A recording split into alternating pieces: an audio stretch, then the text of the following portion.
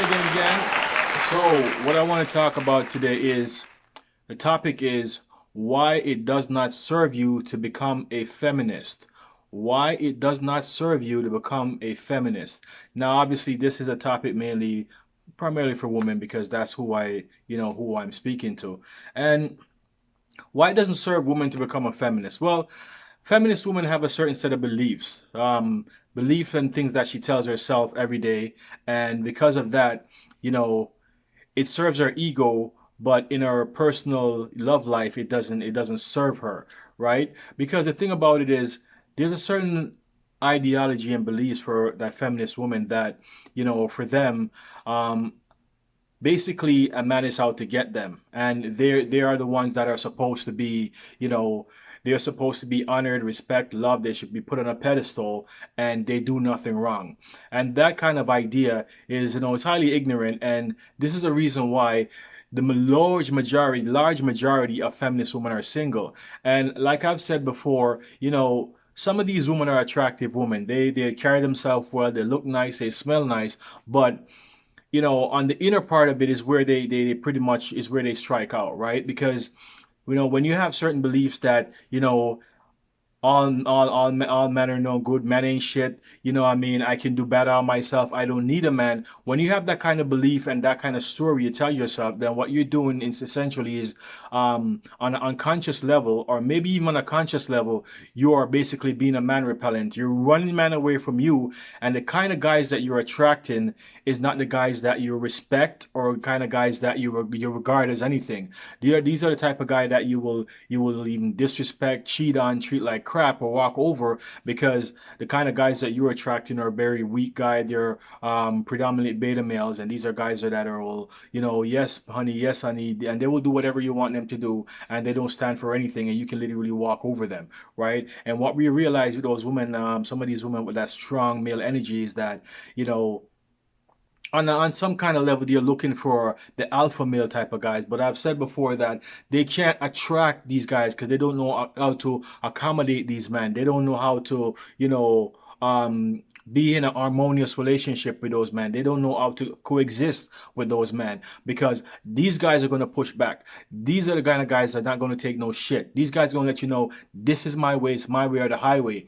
And most feminist women, though, they want that. They want to lead. They want to be the one that's in control. They want to be the one that, makes all the decision, and then you follow along, right? They don't follow a man. They don't follow a man's lead, because they feel that a woman that follows a man's lead is a woman who's weak, right? And she doesn't have any backbone. That's why most feminist women, frown and look down on housewives and look them as their pick me's, or their manservant, right? And when you have that kind of beliefs, that robs you of so many, opportunities of having a relationship that can be harmonious, a relationship that can be fulfilled. Because, let's face it, everybody, even the feminist women, know that relationship takes work. And you can't go in a relationship and be the same person you've been when you're single, right? Because when you do that, that's going to be a problem, because being a single person, it's okay to live a certain way, and it's okay to be selfish and be all about yourself. But when you're in a relationship with another person, you have to leave that. You have to leave the single mentality out of it. You can't want to have ladies' night once a week or twice a week. Hot girl summer, you can't have that. You have to be a person that has to have set aside quality time with that person that you're with, especially if you're living with that person. You're looking to build something. If you're looking to build a strong foundation for either marriage, family, all of that, you have to realize that once you go in a relationship with somebody, you cannot take the same behaviors and the mentalities that you did when you were single. And this is where a lot of feminist women miss the mark. They want to go into the relationship, they want to dominate the relationship, they want the man to accept them as who they are. That means even if they're the ones that are unattractive and don't take care of themselves, they in themselves feel that the man should accept them for who they are, but they will not accept a man if the man is broke, or if the man is not tall, or whatever the case may be. And this is where, it fails, it doesn't make sense, because you want somebody to bring everything to the table, but then you bring nothing. You just bring yourself, and all he should just happy that he's getting having sex, and that should be it. And for a booty call or a hookup, that's fine. I mean, for people, if you're going to booty call or hookup, you can't expect anything. You're just going to go there and expect sex, and that's it. But when you're looking to build a relationship and you're looking to, say, start a family, you're looking for marriage and all that, you cannot go in a relationship and thinking it's me, me, me, me, me.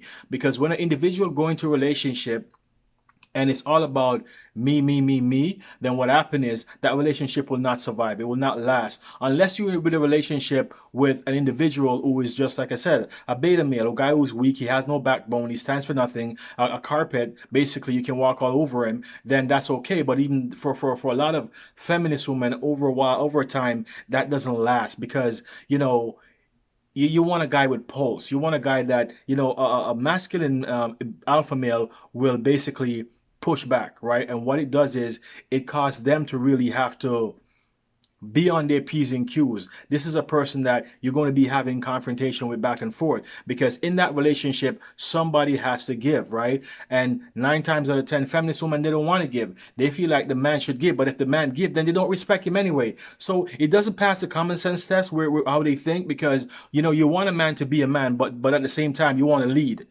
And you can't expect a man to be a man if you're going to lead, because a part about being a man is taking control, right? And leading, right? And the problem with most feminist women is they don't want a man to lead. They want a man to follow their lead, and then he should go along to get along. But then at the same time, but she wants him to be a man. And this is where I said the common sense test does not even, have no say in that kind of and that kind of mindset and that kind of thought process. Because at the same time, you can't tell a man to turn on and turn off, right? And this is what they do with the beta male, feminine, weak guy. They can tend to turn on and turn off, when to be a man and when not to be a man. And that's not real. That's fake, right? You can't try to, teach somebody to be something that they're not. And this is the problem. And this is, they said, that's why they said you can't teach, you can't, you say you can't turn a hoe into a housewife, right? You can't turn a hoe into a housewife because she's not that. And this is the same thing with a lot of feminist women are trying to do when they meet these little beta male guys. They're trying to make them to be a man, but they're not, because you're just not.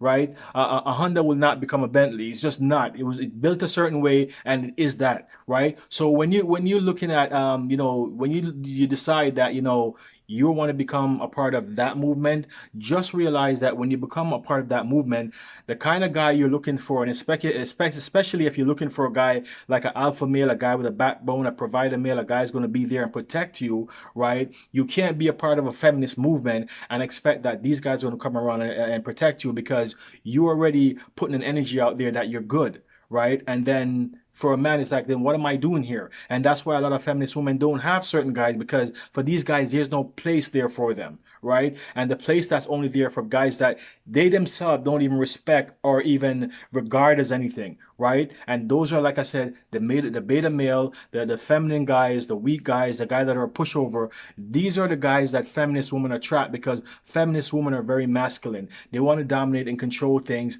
and these are the guys they attract. And then they're not happy with those guys. Some of them actually marry these guys, but they don't regard them as anything. And then some of these women turn around and cheat on these guys because there's no pulse, whatever I tell him to do, he does. He doesn't push back. He doesn't give me anything to work with. So I just use him and do whatever I want to do with him. And those are the kind of guys that these women attract, and they don't have any regard for these guys, because in their mind, he's not man enough. Right? So these are the reasons why it doesn't pay for you to be a part of a movement, because if you're looking to have an harmonious relationship with a man, you want to coexist with a man, and you want a certain kind of man, which means you either want a alpha male, a provider male, a guy that has a backbone, a guy that stands on his 2 foot and he controls stuff and he will protect you and protect the family. You can't be a part of the feminist movement, because the feminist movement is essentially a man repellent. It's an organization that tells women to fight men, fight men, fight men. And the feminist movement are waging a war against men. So therefore, the kind of men that even some of these feminist women like to be with, they will never have a chance to be with, because the feminist movement is like taking a cologne that smells really, really awful and spray it all over you, and then expect people to come around you, right? It is a man repellent, and end of story. If you're looking to be in a harmonious relationship with a guy that stands for something and a guy with a backbone, do not be a part of the feminist movement, because you will not attract those guys, right? So this is what I want to say on this video. If you have any comments, drop in the comment section below. I'm always looking to hear what you have to say. And also, folks, until next time, guys, I'll see you in the next video.